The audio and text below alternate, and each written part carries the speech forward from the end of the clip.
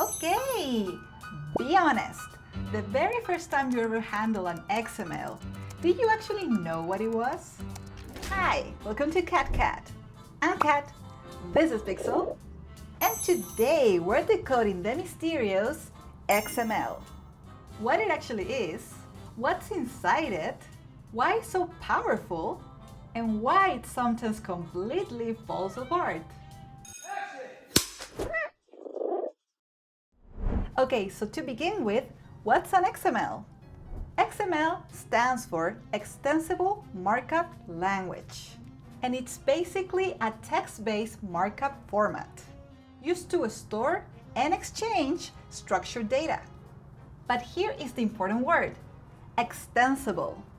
That means that you can define your own custom tags to describe your data.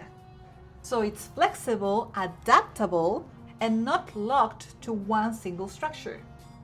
In post-production, XML was mainly created by Final Cut Pro, but it's also supported by Premiere Pro and DaVinci Resolve.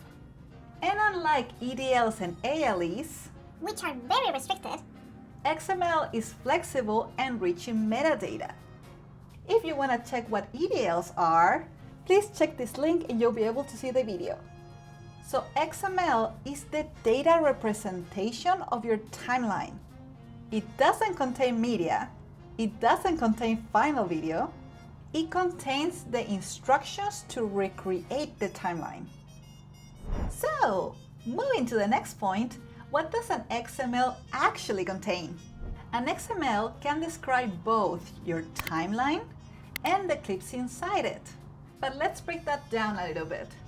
So for your timeline structure, the XML can store sequences, tracks, clip order, and in and out points. So it literally maps out your timeline layout. Then we have clip references. You see, an XML doesn't embed any media. It can only reference it. So it stores file paths, real names, and source timecodes. So when the software opens your XML, it will know exactly where to find your footage. Now, metadata.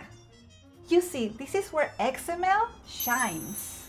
It can carry markers, login info, notes, file names, and custom metadata fields.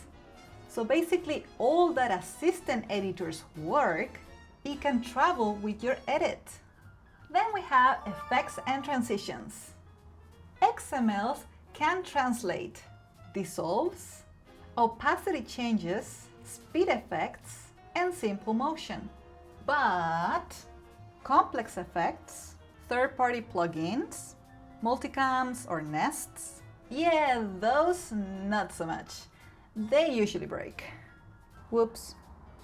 And finally, audio. XML can carry basic track layout, levels, and pans. But unfortunately, it's not as deep as AAFs for sound. You see, an XML is great for picture workflows, but not for full audio handoffs.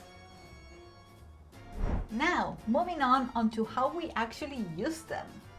One of its main uses, and where it's actually quite essential, is to move edits between softwares. So for example, editorial run trips. We can use a software such as Premiere to do our rough cut. Then we export our timeline as an XML, open in Resolve, and do our color grading. You see, XML is actually the standard between Premiere to Resolve workflows.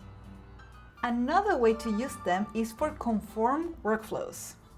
So from our offline edit, we can produce an XML to then relink all the original raw footage and finish in 4K. So in this case, we're using the XML as an actual map to find all this high-res footage. Another way we use them is as metadata exchange. So through these XMLs, we can actually carry our markers, notes, real IDs, and login information. And finally, we can use them for third-party tools. You see, many transcoding tools, daily apps, and review platforms do support XML just because it's human readable and easy to analyze. What can I say? They work for both humans and machines. Okay, talking about strengths here, why is XML so powerful? So to begin with, it's both readable and editable. You can literally open an XML as a text file and read them as well as edit them. At a scale though, they do get quite massive. You see, a full feature film XML can very easily run into the hundreds of thousands of lines. On a second point, it is widely adopted, which means most modern edit and color softwares do actually support it. Third point, and as we mentioned before, is metadata rich. So all your markers, login info, and real names will travel with it. As a fourth point, I would like to mention that it's actually ideal for round trips, especially between Premiere Pro and DaVinci Resolve. But you may wonder, why do they sometimes break? Which will now move us into the weaknesses. You see, Avid doesn't natively import XML files. Its primary interchange formats are actually AIFs, ALEs, or even EDLs. So if you're moving a project into Avid, you actually need to convert this XML into an AIF using a different software. For example, you can open the XML into Premiere, then from Premiere you get an AIF, and then you actually can open and read this in Avid. So that extra conversion step actually adds more complexity and more opportunities for things to just break. So this is one of the many reasons why XMLs are dominant between Premiere and Resolve workflows, but much less common in Avid-based film and broadcast pipelines. A second limitation is that it's not standardized, which means that compatibility between softwares is not actually guaranteed. You see, each program defines XML differently, with its own format and organization. Okay, so coming to point number 3 is that some effects just don't translate very well. You see, speed ramps, nested sequences, multi-cameras, and third-party plugins often fail when moving between platforms. Okay, so coming into number 4, and as something we mentioned earlier, is that they're not designed for audio post-production. They simply lack the depth that AIFs can provide. So the sound post houses will actually prefer them over XMLs. And now coming number 5 and final one, is that they can actually break very easily. You see, wrong frame rate, wrong real name, a bad file path, relinking will fail instantly. So it only takes one very little mismatch and everything will fall apart. What can I say? It happens. Okay, so before we finish, I would just like to show you an example of how an XML will actually look like. So if you ever open an XML as a text file, this is how it can look like. Okay, so the first line will define my timeline. The second one defines the timeline frame rate. As you can see, this example is at 24 frames per second. Then it will list one of the video tracks of the timeline. And as you can see, this one actually has 2 different clips. And for both, it's going to describe the in and out points where they sit in the timeline.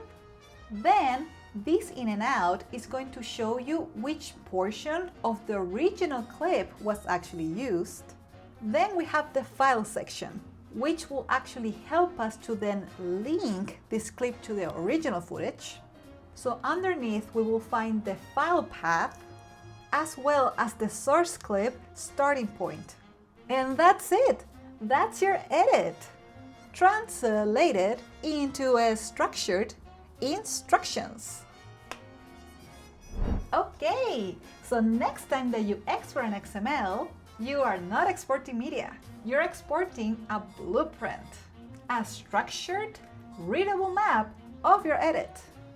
And now you actually understand what's inside it.